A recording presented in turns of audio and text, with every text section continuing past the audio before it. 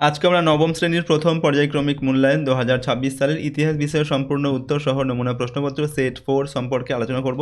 তো চলো এই ভিডিওতে আমরা দেখে নিই ক্লাস 9-এর ফার্স্ট ইউনিট টেস্ট 2026 হিস্ট্রি সাবজেক্টের এই কোশ্চেন পেপার এবং তার উত্তরগুলো। তো দেখো, ফার্স্ট সামেটিভ ইভ্যালুয়েশনে তোমাদের 40 নম্বরের পরীক্ষা হয় এবং সময় থাকবে 1 ঘন্টা 30 মিনিট। তো দেখো, এখানে প্রথম প্রশ্ন যেটা রয়েছে 1 নম্বর দাগে সঠিক উত্তর বেছে নিয়ে লিখতে হবে 1 × 10 = 10। একের কয়ের দেখে আমি রাষ্ট্র উক্তিটি বলেছেন চতুর্দশ লুই, পঞ্চদশ লুই, ষোড়শ লুই না দশম চার্লস। উত্তর লিখবে চতুর্দশ লুই। ফ্রান্সকে ভ্রান্ত অর্থনীতির জাদুঘর বলে মন্তব্য করেছেন ভলতেয়ার, নেকার, ষোড়শ লুই না অ্যাডাম স্মিথ। তো ফ্রান্সকে ভ্রান্ত অর্থনীতির জাদুঘর বলে মন্তব্য করেছেন অ্যাডাম স্মিথ। এরপর বাস্তির দুর্গের পতন হয়েছিল। এখানে দেখো 4টি অপশন দেওয়া আছে, 4টি ডেট এখানে দেওয়া আছে। সঠিক উত্তর লিখবে এক একটা 14/7/1589 খ্রিস্টাব্দে। ঘয়ের দাগে হচ্ছে ফরাসি চার্চ আদায় করতো গ্যাবেলা, করভি, টেইথ না টাইথ, টেইলি না টাইথ। উত্তর লিখবে টাইথ, অপশান 4টা। উমর দাগে ব্যাংক অফ ফ্রান্স প্রতিষ্ঠা করেছিলেন নেপোলিয়ন বোনাপার্ট, তুর্গো, মিরাবো না আবেসিয়াস। উত্তর হবে এখানে Napoleon Bonaparte bank of France প্রতিষ্ঠা করেছিলেন। টিলসিডের সন্ধি স্বাক্ষরিত হয়েছিল ইংল্যান্ড ও রাশিয়ার মধ্যে, ফ্রান্স ও রাশিয়ার মধ্যে, ফ্রান্স ও স্পেনের মধ্যে, ফ্রান্স ও ইংল্যান্ডের মধ্যে। উত্তর হবে ফ্রান্স ও রাশিয়ার মধ্যে। এরপর দেখো, নেপোলিয়নের মহাদেশীয় অবরোধের মূল লক্ষ্য ছিল রাশিয়া, প্রাশিয়া, আইবেরীয় উপদ্বীপ না ইংল্যান্ড। উত্তর লিখবে এখানে ইংল্যান্ড, অপশন 4টা। মুড়িগজ দেখে কনফেডারেশন অফ দ্য রাইন গড়ে উঠেছিল 1806 খ্রিস্টাব্দে, 1809 খ্রিস্টাব্দে, 1808 খ্রিস্টাব্দে, 1807 খ্রিস্টাব্দে। উত্তর হচ্ছে 1806 খ্রিস্টাব্দে, অপশান 1টা। ভিয়েনা সম্মেলনে যোগ দেননি তৃতীয় Frederick William, Luis blank, Metternich না ট্যালির্যান্ড। উত্তর লিখবে এখানে অপশান 2টা, লুই ব্ল্যাঙ্ক। জুলাই বিপ্লব ঘটেছিল 1830 খ্রিস্টাব্দে, 1848 খ্রিস্টাব্দে, 1852 খ্রিস্টাব্দে না 1815 খ্রিস্টাব্দে। উত্তর হচ্ছে 1830 খ্রিস্টাব্দে। 2 নম্বর দাগে নির্দেশ অনুযায়ী নিচের প্রশ্নগুলোর উত্তর লিখতে হবে 1 × 6 = 6। প্রথমে রয়েছে বাম স্তম্ভের সঙ্গে ডান স্তম্ভ মেলাও 1 × 3 = 3। বাম দিকে কী দেওয়া আছে? পার্সিয়ান লেটার্স, মানুষ ও নাগরিকের অধিকার, এরপর ফন্টেনব্লুর সন্ধি, আর ডান দিকে দেওয়া আছে ফরাসি সংবিধান সভা, নেপোলিয়ন বোনাপার্ট আর মন্তেস্কু। তো দেখো, পার্সিয়ান লেটার্স এটা মিলবে মন্তেস্কু এর সঙ্গে, মানুষ ও নাগরিকের অধিকার এটা মিলবে হচ্ছে ফরাসি সংবিধান সভা এটার সঙ্গে, ফন্টেনব্লুর সন্ধি এটা মিলবে নেপোলিয়ন বোনাপার্ট এটার সঙ্গে। ঠিক আছে, তারপরে প্রশ্ন 2-এর 2 নম্বর শূন্যস্থান পূরণ করতে হবে 1 × 3 = 3। সোশ্যাল কন্ট্রাক্ট বইয়ের লেখক হচ্ছেন কে? উত্তর লিখবে রুশো। কার্লসবার্গ, ঠিক আছে, ডিক্রি জারি করেন অষ্টাদশ লুই। নেপোলিয়ন বোনাপার্টের পরে ফ্রান্সের শাসক হন মেটারনিক। এরপর 3 নম্বর দাগে 2টি বা 3টি বাক্যে উত্তর লিখতে হবে যে কোনো 4টি প্রশ্নের উত্তর এখান থেকেই করতে হবে। প্রতিটা প্রশ্নের মান 2 করে, 4 2 8 নম্বর দেওয়া আছে। তো নাম্বার কয়ে রয়েছে দৈব রাজতন্ত্র বলতে কী বোঝো? পৃথিবীর রাজতন্ত্রের ইতিহাসে বিভিন্ন দেশের রাজতান্ত্রিক শাসকগণ নিজেদের ঈশ্বরের প্রতিনিধি হিসেবে পরিচয় দিয়েছেন এবং গড়ে তুলেছেন নিজেদের ইচ্ছামতো একটি স্বৈরতান্ত্রিক শাসন ব্যবস্থা। এই ধরনের রাজতন্ত্রকে দৈব রাজতন্ত্র বা ঐশ্বরিক অধিকারতন্ত্র নামে পরিচিত। 1789 খ্রিস্টাব্দে ফরাসি বিপ্লবের পূর্বে বুর্ব রাজবংশের রাজারা দৈব রাজতন্ত্রের ধারণা বিশ্বাস করতেন। কোড নেপোলিয়ন কি? ফ্রান্সের শাসক নেপোলিয়ন দেশের বিভিন্ন প্রান্তে প্রচলিত আইনগুলোর পার্থক্য দূর করে এবং পরস্পর বিরোধী আইনগুলোর মধ্যে সামঞ্জস্য বিধান করে 1804 খ্রিস্টাব্দে দেশে এক নতুন আইন ব্যবস্থা চালু করেন। এটিকে কোড নেপোলিয়ন বা নেপোলিয়নের আইন সংহিতা বলা হয়। নাম্বার গয়ে কনফেডারেশন অফ দ্য রাইন কেন গঠন করা হয়েছিল? তো নেপোলিয়ন বোনাপার্ট জার্মানির 300টি রাজ্যকে ভেঙে 39টি রাজ্যে পরিণত করেছিলেন। এটা করার প্রধান কারণ ছিল ঐক্যবদ্ধ জার্মান রাষ্ট্র গঠন করা। জার্মানির সেই 39টি রাজ্যকে নিয়ে যে রাষ্ট্র সমবায় গঠিত হয় তাকে কনফেডারেশন অফ দ্য রাইন নামে পরিচিত। নেপোলিয়ন বোনাপার্ট 1806 খ্রিস্টাব্দে কনফেডারেশন অফ দ্য রাইন গঠন করেন। তারপর দেখো, কাকে কেন দ্বিতীয় জাস্টিনিয়ান বলে অভিহিত করা হয়? তো ফরাসি শাসক নেপোলিয়ন 1804 খ্রিস্টাব্দে কোড নেপোলিয়ন নামে নতুন আইন সংহিতা প্রণয়ন করেন। সমকালীন যুগের চেয়ে প্রগতিশীল এই আইন ব্যবস্থা ছিল নেপোলিয়নের সর্বাপেক্ষা গৌরবময় সংস্কার এবং সর্বাধিক উল্লেখযোগ্য কীর্তি। এই কৃতিত্বের জন্য নেপোলিয়নকে দ্বিতীয় জাস্টিনিয়ান বলে অভিহিত করা হয়। ভিয়েনা সম্মেলনের উদ্দেশ্য লেখন। তো ভিয়েনা সম্মেলনের উদ্দেশ্য ছিল 1 নম্বর ইউরোপের রাজনৈতিক কাঠামোর পুনর্গঠন, নেপোলিয়ন কর্তৃক বিতাড়িত রাজবংশের পুনঃপ্রতিষ্ঠান, নেপোলিয়নের বিরুদ্ধে সংগঠিত যুদ্ধের ক্ষতিগ্রস্ত দেশগুলোর ক্ষতিপূরণের ব্যবস্থা করা। ঠিক আছে, এরপর দেখো 4 নম্বর দেখে 7-8টি বাক্য উত্তর লিখতে হবে, যে কোনো দুটি প্রশ্নের মানে এখানে 4 নম্বর করে 4 দুগুণে 8 নম্বর দেওয়া আছে। মেটারনিক ব্যবস্থা আলোচনা করো। তো ফরাসি বিপ্লবের ফলে ইউরোপের উদার নৈতিক, গণতান্ত্রিক ও জাতীয়তাবাদ সহ নানান আধুনিক ভাবধারা ছড়িয়ে পড়ে। নেপোলিয়নের পতনের পর অস্ট্রিয়ার প্রধানমন্ত্রী ও ইউরোপের রক্ষণশীলতার জনক মেটারনিক ইউরোপকে ফরাসি বিপ্লবের প্রভাব থেকে মুক্ত করে পুরাতন তন্ত্রকে ফিরিয়ে আনার জন্য যে তীব্র দমনমূলক ও রক্ষণশীল নীতি গ্রহণ করেছিলেন এবং সমগ্র ইউরোপে তা ছড়িয়ে দিয়েছিলেন, তা মেটারনিক তন্ত্র বা মেটারনিক ব্যবস্থা বা মেটারনিক পদ্ধতি নামে পরিচিত। এই ব্যবস্থার ফলে ইউরোপের প্রায় 30 বছরের অর্থাৎ 1815 থেকে 1848 এই পর্যন্ত জন্য যুদ্ধজনিত অশান্তি ও অস্থিরতা থেকে মুক্ত ছিল। এটাই মেটারনিক তন্ত্রের উল্লেখযোগ্য গুরুত্ব। আর এই কারণে এই সময়কালকে ঐতিহাসিক ফিসার মেটারনিক যুগ নামে অভিহিত করেছেন। তারপর দেখো ফ্রান্সে সন্ত্রাসের শাসন কেমন ছিল। তো 1792 খ্রিস্টাব্দে ফ্রান্সে রাজতন্ত্রের অবসান ঘটে। এরপর ভোটদানের মাধ্যমে জাতীয় মহাসভা গঠিত হয়। জাতীয় মহাসভা ফ্রান্সকে প্রজাতন্ত্র বলে ঘোষণা করে। জাতীয় মহাসভাতে 3টি দল ছিল, ডিরঞ্জিস্ট, জ্যাকোবিন ও মডারেট।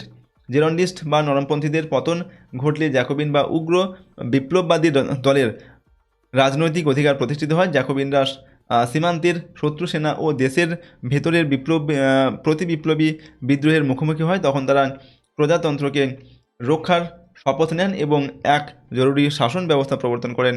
এরই নাম হলো সন্ত্রাসের রাজত্ব বা রাইন অফ টেরর। ওকে, এর সময়কাল ছিল 2রা জুন 1793 থেকে 27শে জুন 1794 খ্রিস্টাব্দ পর্যন্ত। ফ্রান্সের সন্ত্রাসের রাজত্বের নায়ক ছিলেন জ্যাকোবিন দলের নেতা রোবস্পিয়ার।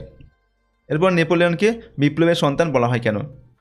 নেপোলিয়নকে বিপ্লবের সন্তান বলা হয় কারণ ফরাসি বিপ্লবের উদার নীতি নেপোলিয়নকে ফ্রান্সের ক্ষমতা দখলে সহায়তা করেছিল। ফরাসি বিপ্লব প্রসূত সাম্য ও মৈত্রীর আদর্শ নেপোলিয়ন তার শাসনকালে কার্যকর করেছিলেন। ফরাসি বিপ্লবের মূল আদর্শগুলি তিনি ইউরোপের বিভিন্ন দেশে ছড়িয়ে দেন। এরপর 5 নম্বর থেকে 15টি বাক্য উত্তর লিখতে হবে, যে কোনো একটি এখানে করতে হবে। 8 × 1 = 8। দেখো ফরাসি বিপ্লবের অর্থনৈতিক কারণগুলি লেখো। তো ভূমিকা দিয়ে প্রথমে লিখছি আমরা, ফরাসি বিপ্লব 1789 খ্রিস্টাব্দে আধুনিক বিশ্বের একটি অন্যতম গুরুত্বপূর্ণ ঘটনা। বিভিন্ন অর্থনৈতিক কারণ ফরাসি বিপ্লবের জন্য বিশেষভাবে দায়ী ছিল, যেমন হচ্ছে নাম্বার ক, সরকারি অপব্যয়। ফরাসি রাজপরিবার অকাতরে অর্থ ব্যয় করে রাষ্ট্রের অর্থনৈতিক শক্তিকে দুর্বল করে দেন। 14 লুই, 15 লুই ও 16 লুই এর আমলে সম্রাটসহ রাজ পরিবারের অমিত ব্যয়িতা ও বিলাসিতা চরমে পৌঁছায়, ফলে ফরাসি রাজকোষ শূন্য হয়ে যায়। এরপর হচ্ছে ব্যয়বহুল। 14 ও 15 লুই বিভিন্ন ব্যয়বহুল যুদ্ধে অংশ নিয়ে বিপুল অর্থ ব্যয় করেন। 16 লুই আমেরিকার স্বাধীনতা যুদ্ধে যোগ দিয়ে বিপুল অর্থ ব্যয় করেন, ফলে দেশে অর্থনৈতিক সংকট দেখা দেয়। এরপর হচ্ছে অধিকারভোগীদের আয়। ফ্রান্সের প্রায় অর্ধেক কৃষি জমি ছিল যাজক ও অভিজাত সম্প্রদায়ের হাতে। জমি থেকে বিপুল আয় সত্ত্বেও তারা সরকারকে টাইলে বা ভূমিকর, ক্যাপিটেশন বা উৎপাদন কর, ভিটিং এমএ বা আয়কর কিছু দিত না। তা সত্ত্বেও তারা রাষ্ট্রে বিভিন্ন ধরনের সুযোগ সুবিধা ভোগ করত। এরপর ঘ দিয়ে আমরা লিখছি যে 3য় শ্রেণীর করের বোঝা। রাষ্ট্র, গির্জা ও জমিদাররা 3য় শ্রেণীর কাছ থেকে বিভিন্ন ধরনের কর আদায় করত। সমস্ত রকম কর মিটিয়ে কৃষকদের হাতে উৎপন্ন ফসলের মাত্র 20% অবশিষ্ট থাকত। মধ্যবিত্তদের দুরবস্থা। অর্থনৈতিক অ্যাডাম স্মিথ মনে করেন যে বিপ্লবের আগে ফ্রান্স ছিল ভ্রান্ত অর্থনীতির জাদুঘর। ত্রুটিপূর্ণ অর্থনীতির জন্য দেশে দ্রব্যমূল্য ব্যাপক হারে বৃদ্ধি পেলে দরিদ্র মানুষ সীমাহীন দুর্দশার মুখে পড়ে। খাদ্য ও অন্যান্য দ্রব্যের মূল্য গরিব মানুষের ক্রয় ক্ষমতার বাইরে চলে যায়। অন্যদিকে ধনী বুর্জোয়া ব্যবসায়ী শিল্পপতিরা স্বাধীন ও অবাধ বাণিজ্যের জন্য শুল্ক ও নিয়ন্ত্রণ লোপের দাবি জানায়। এরপর উপসংহার দিয়ে লিখছি, দেখো ঐতিহাসিক মর্স স্টিফেন্স বিপ্লবের জন্য অর্থনৈতিক কারণের উপর বেশি গুরুত্ব দিয়ে বলেছেন যে এই বিপ্লবের প্রধান কারণ ছিল অর্থনৈতিক ও রাজনৈতিক, দার্শনিক ও সামাজিক নয়। তারপর ক্ষয়ের দাগে ফরাসি বিপ্লবের দার্শনিকদের ভূমিকা কী ছিল। তো দেখো ভূমিকা লিখছি আমরা প্রথমে। 1789 খ্রিস্টাব্দে সংঘটিত ফরাসি বিপ্লবের পশ্চাতে দার্শনিকদের গুরুত্বপূর্ণ ভূমিকা ছিল। ফরাসি দার্শনিকগণ তাদের লেখনীর দ্বারা রাষ্ট্র ব্যবস্থার ত্রুটিপূর্ণ দিকগুলি দেশের সাধারণ মানুষের সামনে তুলে ধরেন। ফলে ফ্রান্সের শোষিত ও অবহেলিত মানুষের মনে বিপ্লবের বীজ রোপিত হয়। ফরাসি বিপ্লবে দার্শনিকদের অবদান। মন্টেস্কু, প্রথমে লিখছি দেখো আমরা মন্টেস্কু সম্পর্কে। তো ফরাসি দার্শনিক মন্টেস্কু ছিলেন দেশের বঞ্চিত শ্রেণীর প্রাণপুরুষ। মন্টেস্কু তার দ্য স্পিরিট অফ লজ বা আইনের মর্ম নামক গ্রন্থে সম্রাটের স্বৈরাচারী শাসন ও স্বর্গীয় অধিকারতন্ত্রের তীব্র সমালোচনা করেন। দ্য পার্সিয়ান লেটার্স বা পার্সিয়ার পত্রাবলী নামে অপর একটি গ্রন্থে নিয়মতান্ত্রিক রাজতন্ত্রের সমর্থক মন্তেস্কু ফ্রান্সের পুরাতনতন্ত্র, অভিজাততন্ত্র ও স্বৈরাচারী রাজতন্ত্রের কঠোর সমালোচনা করেন। ক্ষমতা স্বতন্ত্রীকরণ নীতির সমর্থক মন্তেস্কু মানুষের ব্যক্তি স্বাধীনতা রক্ষার উদ্দেশ্যে দেশের আইন বিভাগ, শাসন বিভাগ, বিচার বিভাগকে পৃথক করার দাবি জানান। তারপর আমরা পরের পয়েন্টে লিখতে থাকবো ভলতেয়ার সম্পর্কে। ভলতেয়ার ছিলেন ফ্রান্সের অন্যতম দার্শনিক, সাহিত্যিক ও চিন্তাবিদ। তিনি ফ্রান্সের স্বৈরাচারী রাজতন্ত্রের তীব্র নিন্দা করেন। তিনি তীক্ষ্ণ ব্যঙ্গাত্মক রচনার মাধ্যমে ফরাসি গির্জার দুর্নীতি ও কুসংস্কার, অন্ধবিশ্বাস ও অত্যাচারকে আক্রমণ করেন। তিনি ক্যাথলিক গির্জাকে বিশেষ অধিকারপ্রাপ্ত উৎপাত বলে অভিহিত করেন। তার দুটি উল্লেখযোগ্য গ্রন্থ হলো কাঁদিদ ও দার্শনিকের অভিধান। এরপর হচ্ছে আমরা লিখছি রুশো সম্পর্কে। অষ্টাদশ শতকে ফ্রান্সের সর্বাপেক্ষা উল্লেখযোগ্য ও জনপ্রিয় দার্শনিক ছিলেন জ্যাক রুশো। তিনি তার সর্বাপেক্ষা উল্লেখযোগ্য সামাজিক চুক্তি গ্রন্থে রাজার ঐশ্বরিক ক্ষমতা যুক্তি অনুসারে যুক্তি সহকারে খণ্ডন করেন। তিনি বলেন যে রাষ্ট্রের সার্বভৌম শক্তির উৎস হলো জনগণ, কারণ জনগণের ইচ্ছা অনুসারেই একদিন চুক্তির দ্বারা রাজা শাসন ক্ষমতা লাভ করেছিলেন। তাই রাজাকে যে কোনো সময় ক্ষমতাচ্যুত করার অধিকার জনগণের আছে। তিনি তার অসাম্যের সূত্রপাত গ্রন্থে বলেন যে মানুষ স্বাধীন হয়ে এবং সমান অধিকার নিয়ে জন্মায়, কিন্তু বৈষম্যমূলক সমাজ ব্যবস্থা তাকে দরিদ্র ও পরাধীন করে। এরপর আমরা লিখছি উপসংহার। ফ্রান্সে বিপ্লব সংঘটিত হওয়ার ক্ষেত্রে উপরোক্ত দার্শনিকদের অতি নগণ্য অবদান ছিল বলে কোনো ঐতিহাসিক মনে করেন। অবশ্য ঐতিহাসিক রাইকার, সেতোব্রিয়ান, টেইন, রুস্তান প্রমুখ ফরাসি বিপ্লবের জন্য দার্শনিকদের ভূমিকা স্বীকার করেছেন। তো এই ছিল তোমাদের ক্লাস 9-এর ফার্স্ট সামেটিভ ইভ্যালুয়েশন 2026 সালের ইতিহাস বা হিস্ট্রি সাবজেক্টের একটি কোশ্চেন পেপারের সম্পূর্ণ উত্তর। প্রশ্নগুলো তোমরা ভালোভাবে প্র্যাকটিস করো।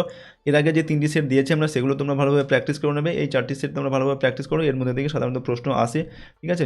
এবং এই প্রশ্নগুলোর পিডিএফগুলো আমাদের অ্যাপের মধ্যে আছে। অ্যাপের লিঙ্ক ডেসক্রিপশন বক্সে দেওয়া আছে। পেইড কোর্সের মধ্যে থাকবে, কিন্তু এই পিডিএফগুলো চাইলে তোমরা সেখান থেকে নিতে পারো। প্রথমে তোমরা অ্যাপটিকে ডাউনলোড করে নিয়ে রেজিস্টার করে নেবে, ঠিক আছে। তারপর লগ ইন করার পর তোমরা অ্যাপের মধ্যে থেকে এই পেইড কোর্স নিতে পারো, অথবা ফ্রি কোর্স কিছু রয়েছে সেগুলো তোমরা নিয়ে ব্যবহার করতে পারো। তো আজকে আমরা ভিডিওটিকে এখানে শেষ করছি। সম্পূর্ণ ভিডিওটি দেখার জন্য অসংখ্য ধন্যবাদ।